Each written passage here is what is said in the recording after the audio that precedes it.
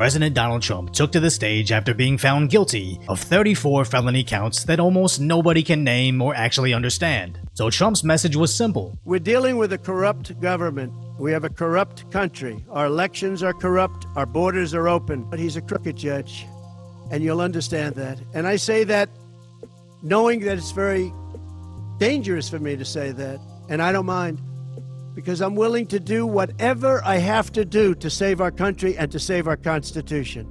I don't mind.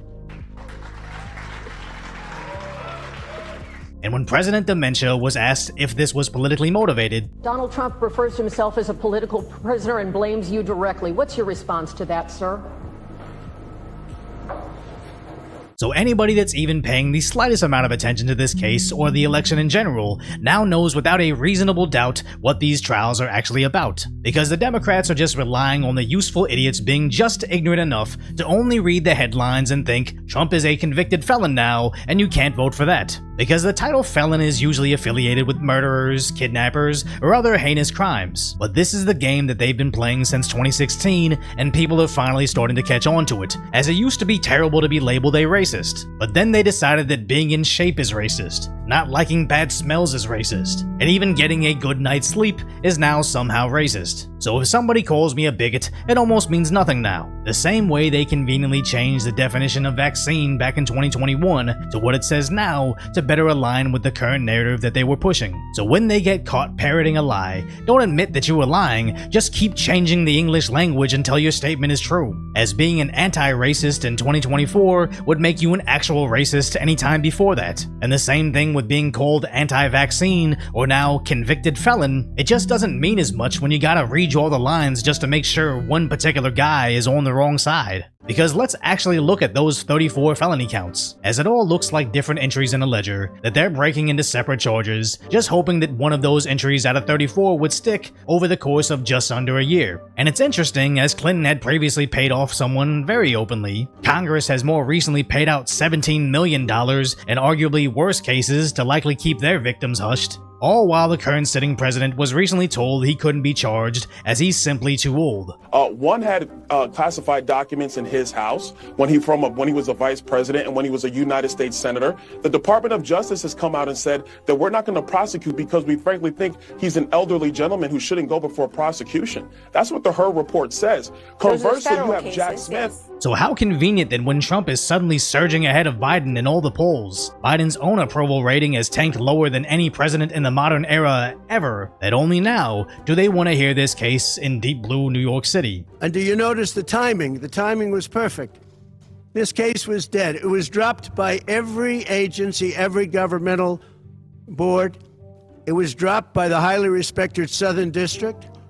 They said, no, there's no case here. It was dropped by federal election, and that's what it's about. This is about a federal election, not a state election. You're not even allowed to look at it. And then they saw the polls. I was leading the Republicans. I was leading the Democrats. I was leading everybody.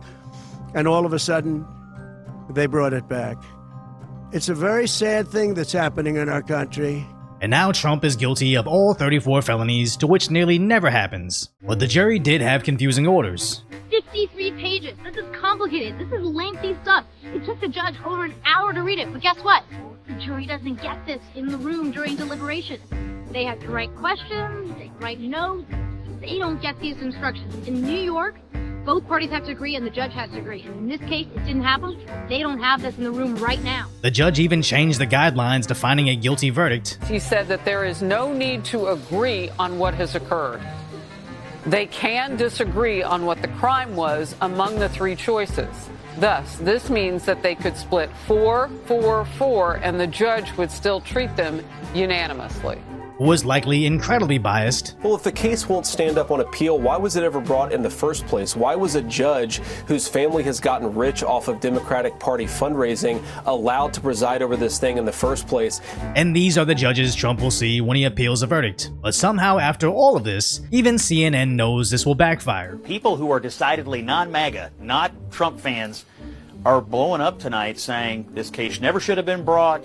This is ridiculous charges. It was egregious use of the criminal justice system. And I mean, I'm hearing people say, I had no intention of voting for Donald Trump, and now I am. And then if you ask the Trump campaign what's happening, you know, they literally broke their online donation portal because people were rushing to the internet to give them money in the minutes after the verdict. So I think there's a real chance here. This is going to massively backfire on the Democrats and help Donald Trump. As Trump is receiving an enormous amount of support from voters. So I just made a big donation to Donald Trump's campaign. I completely maxed out my credit card. And when I get paid tomorrow, guess what?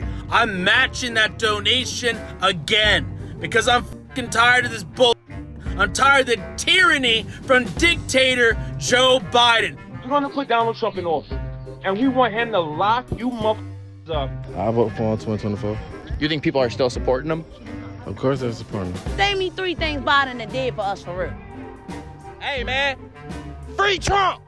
As his official statement about the fundraising shows that after he received the 34 felony convictions, he's actually raised $34.8 million from his donors, double his biggest day ever, which 29% of those donations were coming from first-time donors. But they already knew this was going to happen, as every time new charges are brought, mugshots are made, or any other desperate attempt to sway voters other than making American lives better have only made Trump's campaign richer, his base not only more motivated, but exponentially larger. So for them to know all of this and still go through with it makes me believe that they actually plan on throwing him in jail. Because back in 2016, Trump campaigned on throwing Clinton in prison, but after he won, he didn't, because only dictators and banana republics incarcerate their political rivals. But as soon as the Democrats took that mugshot, they knew there was no going back, because if they lose this rematch, Trump is coming right back at them. As certain publications report how unjust this trial has been from the start. It really seems like we have a North Korean-style state-sponsored media at this point, as ChatGPT could easily be writing all these articles. As these cases aren't about getting justice for so-called victims, they're about getting taglines for idiots.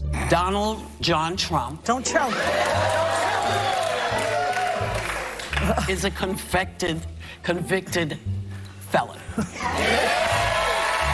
So now their Gen Z Democrat influencers can have little dance parties in their mansions. Because I can guarantee everybody between these dancing TikTok buffoons and the ladies from The View with their shoe-sized IQs know nothing regarding the case beyond what their handlers tell them. Because nobody would be celebrating the dismantling of democracy in the name of bad notes and a checkbook. Meanwhile, ignoring the laptop, the diary, the billions sent overseas to his son's employer, the open borders, the murders, and just the rampant crime overall. Nobody's priorities or virtues could possibly be that backwards unless they were being compensated incredibly well to be that willfully naive. Now, all this being said, do not fall for their 2021 size trap, as all over Reddit there's the same post talking about how Trump supporters are gonna pull an Antifa and start BLMing in the cities, when we already know how little that helps any cause. So I can't emphasize this enough. No fighting, no rioting, there's better ways to do this. The first starts with voting, as I've seen a lot of anonymous posts talking about being disenfranchised at a broken system, but I honestly think that's just a tactic to help Biden win, as the more the silent majority becomes outraged at what's happening in the country,